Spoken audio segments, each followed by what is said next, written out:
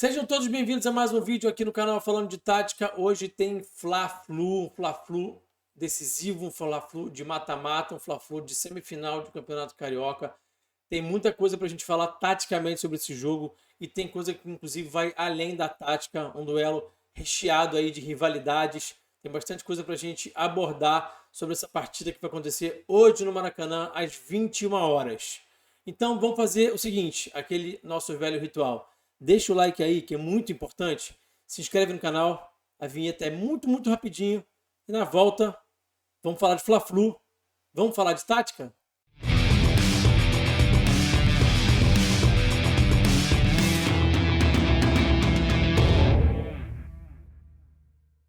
Bom, pessoal, é o seguinte. Durante esse vídeo e ao final desse vídeo eu vou explicar o porquê da capa ser equilíbrio. A gente vai entender juntos aqui. E ao final desse vídeo também eu vou trazer uma novidade aqui no canal Falando de Tática. Então, chega até o final desse vídeo comigo que você vai saber que novidade é essa, tá bom? Vou reforçar de novo aqui o pedido do like e vou falar sobre o pedido da inscrição no canal. Estou a um pouquinho mais de 600 inscritos de chegar a 10 mil. E, como eu já falei em outros vídeos aqui, no dia 2 de abril o canal chega a 1 ano de existência e minha meta é chegar em 10 mil inscritos antes dessa data. Tá pertinho, acho que vai dar. Mas a gente não pode vacilar, então se você não for inscrito nesse canal ainda, se inscreve agora, indica para os amigos, compartilha e vamos fazer aí isso que eu estou chamando de mutirão da inscrição para a gente poder chegar a esses 10 mil e comemorar um ano de canal com 10 mil inscritos. Fechado? Bom, vamos falar sobre esse confronto, tem bastante coisa para a gente falar. Primeiramente, né, algo que é muito importante da gente falar.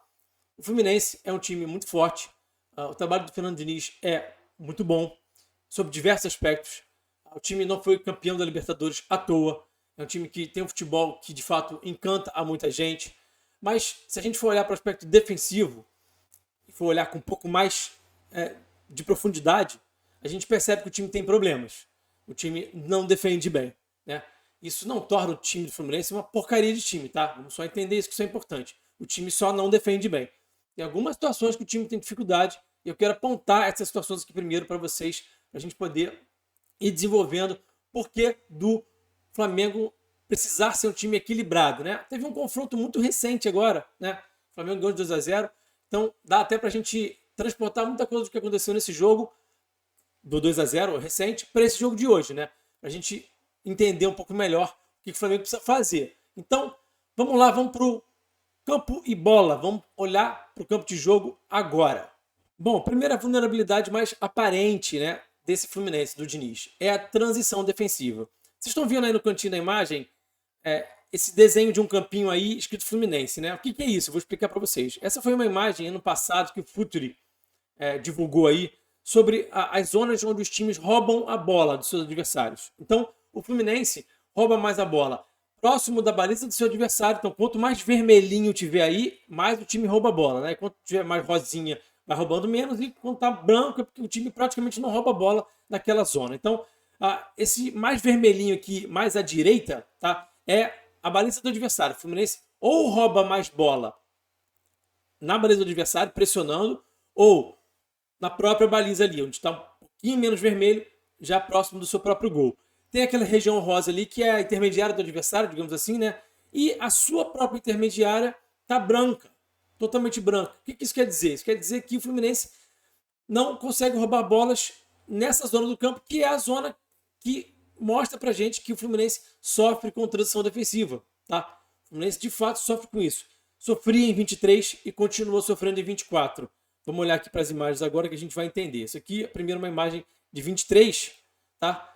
Fluminense contra o Corinthians consegue roubar a bola, acelera, a situação até parece um pouco mais controlada aqui, né? Não existe uma superioridade aparente aqui do Corinthians, tá? Olha só. Tem 4 atletas do Corinthians, tem 6, 7 do Fluminense, mas quando avança mais, o Fluminense se permite ficar nesse 3 contra 3 aqui, que é bastante perigoso, tá? Cruzamento do lado oposto é uma vulnerabilidade desse time. A bola é feita aqui nessa segunda trave, tem ainda um passe ali, um segundo lançamento, e o gol do Roger Guedes. Aqui, transição defensiva e cruzamento do lado oposto de novo, tá? Contra o Botafogo, olha só. Então essa aqui é uma receita que é letal para se você vai enfrentar o Botafogo, o Fluminense, perdão, você tem muita chance de se dar bem fazendo isso, né? Deixa eu voltar aqui mais só um minutinho para a gente ver esse cara aqui, que é o Samuel Xavier. Ele sofre muito com isso, mas ele não vai estar em campo. Então, nesse sentido, ele é um jogador importante ofensivamente nas construções das jogadas, mas de fato, defensivamente, ele chega a ser até um pouco um elo fraco desse time defensivamente por conta desse cruzamento do lado oposto, que ele tem dificuldade de defender aí, tá? Atleta baixo que tem dificuldade de dividir referência. Então, ele não estando em campo, nesse quesito, nesse aspecto, o Fluminense fica um pouco mais forte, ou seja, um pouco menos vulnerável, tá bom?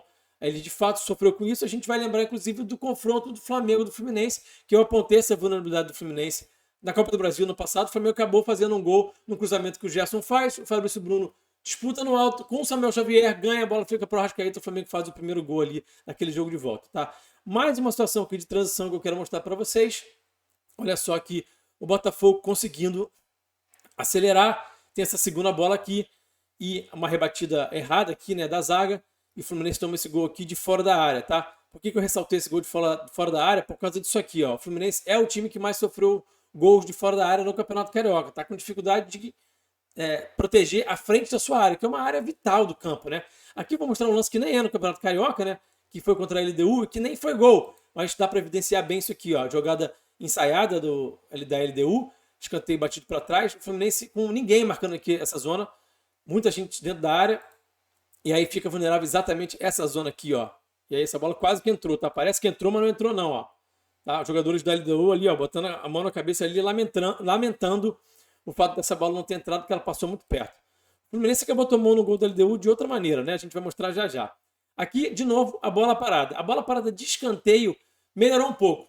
Até curioso, porque o Nino, né, que era o cara mais forte dessa bola parada do Fluminense, tanto ofensiva quanto defensivamente, saiu. Esperava-se que o Fluminense fosse ficar ainda mais frágil nessas bolas de escanteio. Melhorou um pouquinho, mas ainda é um time que tem que ficar sempre alerta com isso, porque dá para tirar vantagem disso. Especialmente porque o Flamengo é um time que vai muito bem nas bolas paradas, né?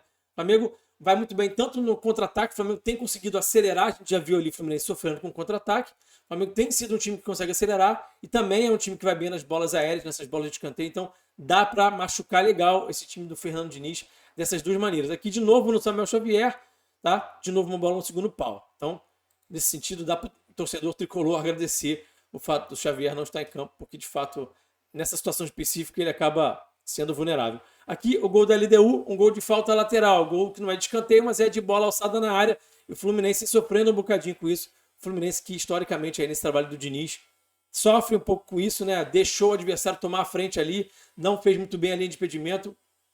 O jogador da LDU conseguiu se adiantar, tocar, botar o pé na bola e marcou o gol aí nos acréscimos. Agora eu já vou levar um pouquinho para o enfrentamento do Flamengo e do Fluminense no último jogo e o que o Flamengo precisa fazer para poder tirar vantagem. A gente já falou aqui de algumas coisas e agora, olhando para o último jogo, né, a gente pode pensar no que o Flamengo pode repetir, né, para poder tirar vantagem. O Fluminense é um time que descompacta muito fácil as suas linhas, tá? Descompacta muito fácil, deixa espaço ou nas costas da última linha ou entre as suas linhas. A primeira, a segunda, a última e a segunda. Então é um time que se descompacta muito facilmente. E além disso, por ser um time que aglomera muita gente de um lado só do campo, acaba sendo um time que tem dificuldade de, às vezes, defender a largura do campo. Então, quando você faz o time do Fluminense rodar, traz a bola de um lado para o outro, ou então quando você rouba a bola ali e já acelera no outro corredor, o Fluminense invariavelmente sofre. De fato, tem muita dificuldade. Aqui o Flamengo não rouba a bola, não acelera, mas faz uma diagonal longa, faz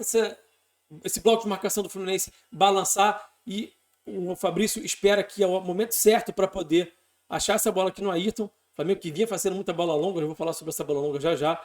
Acha que o Ayrton vai achar o Arrascaeta aqui, nesse entrelinhas aqui, ó, tá vendo? Olha quanto espaço que tem entre essas linhas do Fluminense. Como eu já falei, é um time que se descompacta com uma certa facilidade, tá? E aí, foi assim que o Flamengo chegou ao seu primeiro gol. Eu nem vou mostrar o resto da jogada todo, não. Só que o Arrasca achando o Luiz Araújo e o resto a gente já sabe como é que foi. Aqui, o que o Flamengo não deve fazer, né, nessa partida de hoje, que o Flamengo fez de errado na partida recente no 2-0. O Rossi fazendo essa bola longa assim, de qualquer forma, né, entregando a posse de bola para o Fluminense, que é um time que gosta de ter posse de bola. Então você entrega a posse de bola para um time que gosta de ter a posse. Não é uma boa ideia. E aqui o Rossi fazendo sem o adversário estar de fato descompactado, sem ter pressão, né? Ele não está pressionado, então ele não tem esses jogadores se adiantando para poder aproveitar espaço nas costas dele. Não tem espaço entre linhas, não tem espaço também nas costas da última linha. Olha só. Então aqui o bloco está compacto, olha só a imagem aqui, e tem uma cobertura aqui, né, do zagueiro, se eu não me engano, é o Marlon, provavelmente, fazendo essa cobertura aqui. Então não tinha por que fazer essa bola nas costas da última linha. Você faz essa bola longa nas costas da última linha quando de fato o bloco adversário subiu, para você poder pegar esse espaço que é ofertado. Ou então, quando as linhas se descompactam, você acha no entrelinhas. Mas o Rossi estava fazendo muito essa bola, de qualquer forma, entregando a posse para o Fluminense. Não é, gente? Porque o Flamengo ganhou o jogo, o Flamengo fez tudo certo com o Fluminense no 2-0, né? O Flamengo pecou nisso. O Tite fala sobre isso na entrevista coletiva. Ele falou, a gente estava fazendo muito isso no primeiro tempo, eu pedi para segurar, e aí a gente já viu o que foi, né? O Flamengo, logo depois, com 7 minutos do segundo tempo, faz um gol. O que o Flamengo precisa fazer além disso, que eu já falei aqui? O Flamengo precisa ser um time que precisa ter equilíbrio em todos os sentidos, tá? Então, acelerar na hora certa, saber sofrer no bom sentido, ou seja, tem muitos momentos do jogo, vão ter muitos momentos do jogo, assim como aconteceu no último jogo, o Fluminense fica mais com a posse. O Fluminense é um time que tem mais da posse mesmo. O Flamengo tem que saber trabalhar sem a posse de bola com resiliência, né? Sem ficar nervoso com isso, sem ficar afoito. O Flamengo fez isso muito bem no último jogo, basta repetir esse comportamento. Então aqui eu quero mostrar para vocês as coberturas. Isso aqui deixou o Flamengo muito seguro no último jogo. O Flamengo sempre com superioridade. Quando o Fluminense juntava aqui, fazia esse joguinho do Fluminense que ele costuma fazer, de muita gente em volta da zona da bola, de centro de jogo denso, o Flamengo tentava manter a superioridade numérica ali e não deixava o Fluminense fazer esse jogo de tocou e vai achar nas costas, tocou, acha nas costas. Sempre com uma cobertura. Aqui a gente está vendo o Ayrton Lucas destacado aqui, né? O Flamengo com 4 atletas aqui já próximo da zona da bola, contra 4 também do Fluminense, né? E o Ayrton aqui nessa sobra aqui. Então, isso deu ao Flamengo muita segurança. O Flamengo ficava sem a bola, mas tinha segurança por conta desse tipo de cobertura aqui, tá? O Ayrton até se descolando um pouquinho da última linha para poder estar mais próximo aqui e estar com uma cobertura curta. Isso é muito importante, tá? Isso deu, de fato, ao Flamengo bastante segurança nessa partida. Outra situação que é importante da gente apontar é a questão dos saltos de pressão dos laterais. Foi muito importante também no último jogo. O Flamengo fez isso muito bem, tanto com o Varela, como a gente vai ver aqui agora. O Varela, de fato, saltando pressão aqui, quando o Fluminense tenta achar o lado oposto, quando tira a bola da zona de pressão, né? O Flamengo conseguindo interceptar, deixar o Fluminense desconfortável, sem volume de jogo, né? E aqui o Ayrton também, ó, colado aqui na oposição, colado no adversário, tá? Não deixando o adversário respirar. O Flamengo roubando muito a bola no campo do adversário por conta disso, tirando o volume de jogo, deixando o time do Diniz desconfortável, né? O time do Diniz que gosta de ter a posse, quando você faz isso aqui, você deixa esse time bastante até irritado. Vou falar um pouquinho mais também sobre isso já já. Aqui um papel que é importante também, que é o do Pedro e do Arrasca. Tiveram um ótimo papel defensivo, tem tido, aliás, ultimamente um ótimo papel defensivo, fazendo isso aqui, ó, esse 2 contra 1 muitas vezes, né? Sendo muito ativos nessa marcação. Então eles têm de fato ido muito bem ultimamente nesse papel defensivo, né? Como esses dois caras mais adiantados, tanto no bloco alto quanto no bloco médio e bloco baixo. E é importante que o Flamengo siga fazendo isso e faça isso também hoje com esses 2 contra 1 aqui desses dois atletas, tá bom? Então, isso de fato é importante aqui, o De La Cruz sofrendo a falta. Ponto que é importante ser destacado também é a ausência do André, né, que foi expulso também na última partida. E, de fato, é um desfalque muito importante. Por quê? Porque o Fluminense apoia muito as suas construções nesse atleta. Ele é vital para a saída de bola do time. Então, quando a coisa começa a complicar, o adversário começa a subir o bloco, começa a incomodar o Fluminense, subindo suas linhas, marcando pressão, o Diniz bota o André ali do lado do Fábio para ser o cara que vai seguir, construir e vai conduzir a bola, vai arrastar se for necessário, vai achar passe, vai achar as costas. Ele é muito importante. Então, dá até para imaginar o Flamengo tentando subir um pouquinho mais a pressão. O jogo dessa vez é de noite, isso vai mudar um pouquinho o quadro também da partida, que da outra vez foi às 4 da tarde, estava muito calor. O Tite falou sobre isso na entrevista coletiva pós-jogo, né, que não subiu muito o bloco, não fez uma pressão tão forte assim, porque estava muito quente. Então foi convencido até pela sua própria comissão técnica de que era melhor segurar um pouco. Então, talvez a gente possa ver o Flamengo até mais agressivo nessa subida de bloco, que o Flamengo tem feito muito bem nessa temporada de 2024, por conta de ser mais tarde e por conta de ter menos calor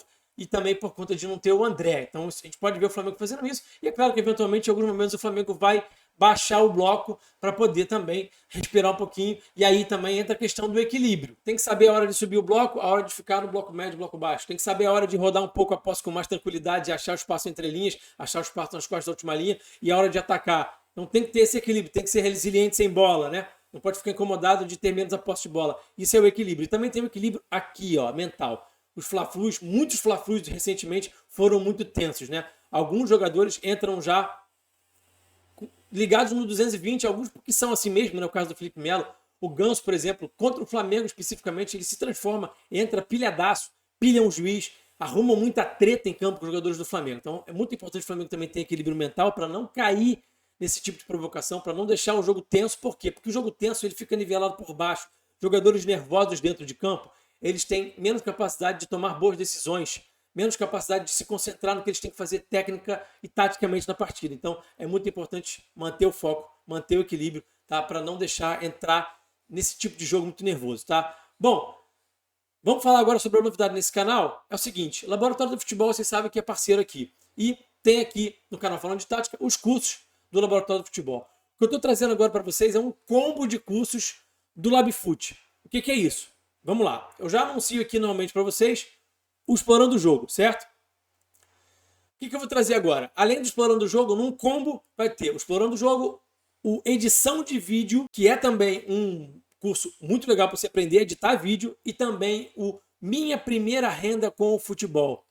Por que esse combo? Porque com o Explorando o Jogo você aprende os conceitos, né? A análise de desempenho. Aprende a analisar um jogador, aprende a analisar uma equipe, certo? Aprende a analisar uma partida. Com a edição de vídeo você vai aprender a transportar esse conhecimento que você tem teórico, conceitual, em imagens, num conteúdo, certo? E com a Minha Primeira Renda você vai ter como monetizar esse conteúdo, você vai ter ali todas as dicas, todas as plataformas, tudo que você precisa saber para poder começar a ganhar dinheiro com futebol. Muito maneiro, né? O link está aqui na descrição, o preço é muito bom, vale muito a pena, tem como parcelar, parcelas pequenininhas também, vale a pena demais, então corre agora, clica aqui no link da descrição e garanta aí o seu combo. Fechado? Bom, esse foi o vídeo pré-jogo do Fla-Flu, muita coisa aí em jogo. O Flamengo não perde o Fluminense já há um tempo, o Fluminense está um tempão sem ganhar clássico também já. Então, existe aí uma rivalidade. O Flamengo eliminou o Fluminense da Copa do Brasil no passado também. Então, o Fluminense agora está mais focado, né? Não tem mais como, não está mais dividindo a atenção com a Recopa como estava no último confronto. Então, dessa vez mais focado aqui no próprio Campeonato Carioca. O Diniz deve estar mordido, deve estar afim de voltar a ganhar um clássico. O Fluminense vai entrar, acho que bem mordido em campo, então é um jogo que tem tudo para ser um jogaço, inclusive. É isso, mais uma vez, muito obrigado pela parceria. Até o próximo vídeo, a gente se vê muito breve aqui no canal Falando de Tática. Deixa o like, se inscreve no canal, vira membro do canal também, clica aqui em Seja Membro. Falou, aquele abraço e eu fui.